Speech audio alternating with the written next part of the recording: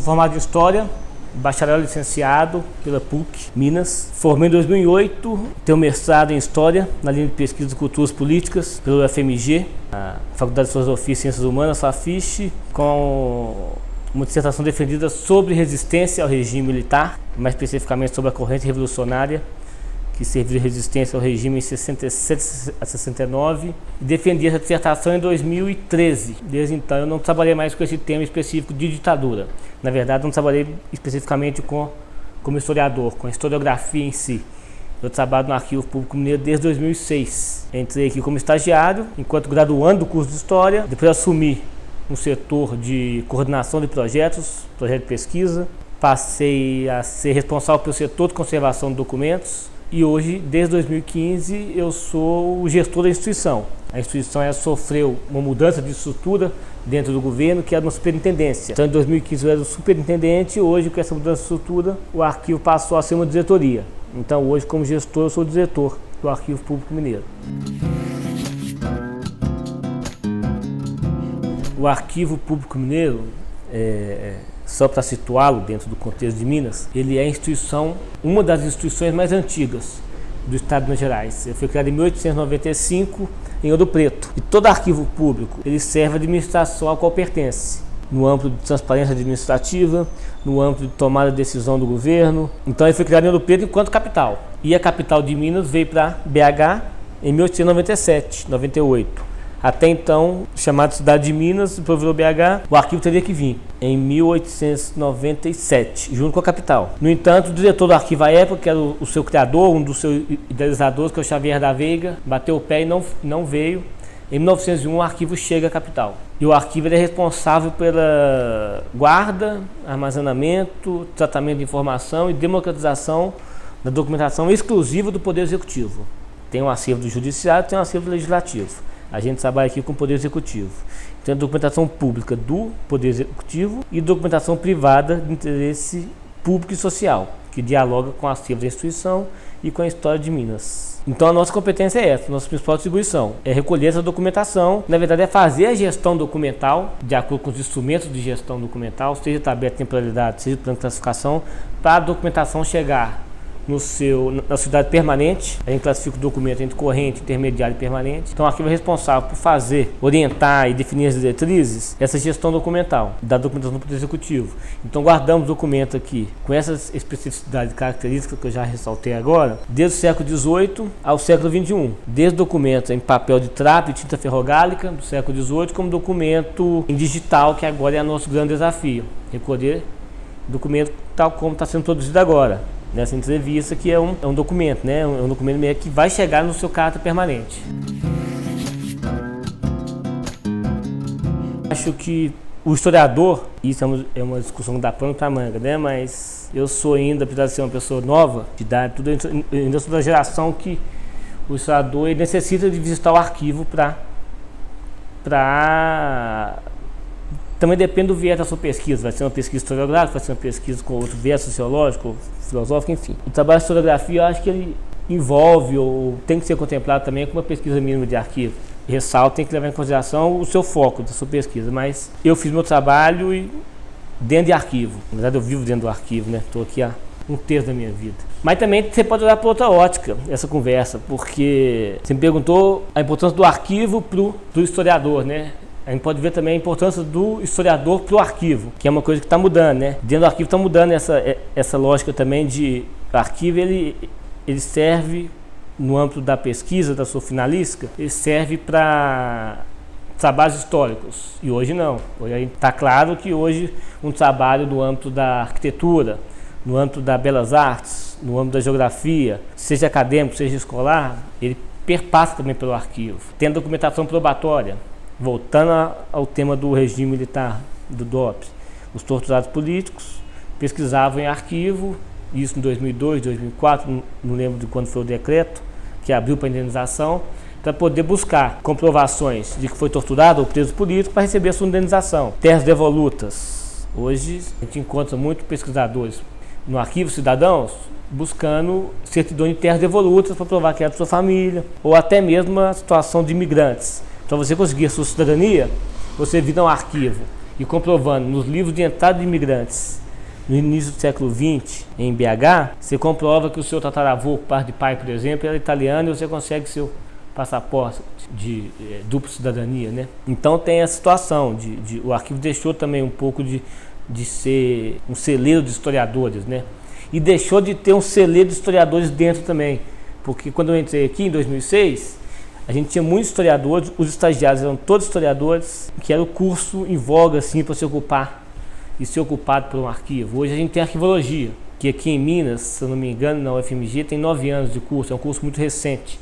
Se não me engano, é o curso ainda do ProUni, desse programa do ProUni, Reúne. Dentro do arquivo também já surgiu outras linhas de competência, outras escolas de profissão, outras linhas de pensamento, não só um historiador, né? O historiador não é só o historiador que vem no arquivo mais e também não é só o historiador que está no arquivo. Hoje a gente precisa de um TI sofisticadíssimo, porque vão começar a chegar os documentos eletrônicos, tem que armazenar, tem que fazer backup, tem que indexar, tem que subir mais, então o arquivista para definir as normas de descrição.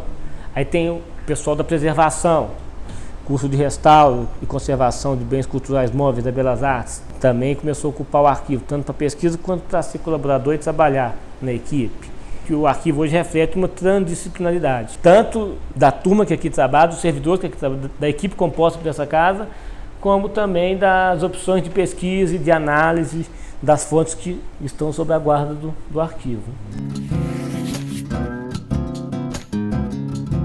A lei veio a calhar e tinha que vir, eu acho que veio tarde, e uma coisa que eu defendo muito é o acesso. O Arquivo Público defende a democratização do acesso da forma que tenha mais alcance possível, mas tem algumas situações que a gente não consiga atender. Mas temos que buscar sempre o acesso, porque se hoje eu gasto um dinheiro público com servidor para organizar, preservar e dar acesso a esse acervo, o dinheiro é público, tem que voltar de alguma forma para o cidadão. Então que volte com o serviço prestado, com a democratização e com a transparência administrativa. O acesso também é transparência administrativa. O cidadão tem que saber da história oficial do seu estado, do seu governo, no tempo hábil que for, de acordo com a sua temporalidade do documento. Mas o acesso ele é indescritível. E depois da lei de acesso, eu acho que a gente pode usar até como instrumento dos nossos governantes, né? Um instrumento de pressão de que a documentação tem que ser democratizada, né? Tem que ter estrutura para isso. E tem que ser democratizada com segurança, com estrutura, com segurança tanto para o documento, o seu suporte, quanto para a sua disseminação, né? Se eu tiver possibilidade de fazer um documento rodar o mundo, seja digitalizado, logicamente, o documento original por aqui fica e aqui tem que ficar, isso tem que ser feito. Hoje o arquivo ele tem um sistema integrado de acesso, uma plataforma que ela atinge 300 mil pesquisadores ano, sendo nosso acesso físico é 2 mil. Então hoje o Estado de Minas, em vez de atender 2 mil cidadãos ano no âmbito do arquivo público mineiro, ele atende 300 mil. E isso é uma política de acesso, né? Então vai de encontro à lei de acesso e vai de encontro à premissa de um poder público, de um funcionalismo público, né? A gente gasta dinheiro com o público porque a gente tem um cidadão para atender, seja no seu viés de segurança, de saúde, de conhecimento, de memória, mas a gente cumpre esse papel. Então eu até tenho um pouco quando fala em acesso e arquivos públicos que não disponibilizam documentação, esperando um instrumento de gestão autorizar, mas enfim, eu acho que o acesso ele tem que cada vez mais ser franqueado, né, de forma ampla, só que precisamos disso tudo, precisamos de orçamento, precisamos de rubrica e conscientização, né.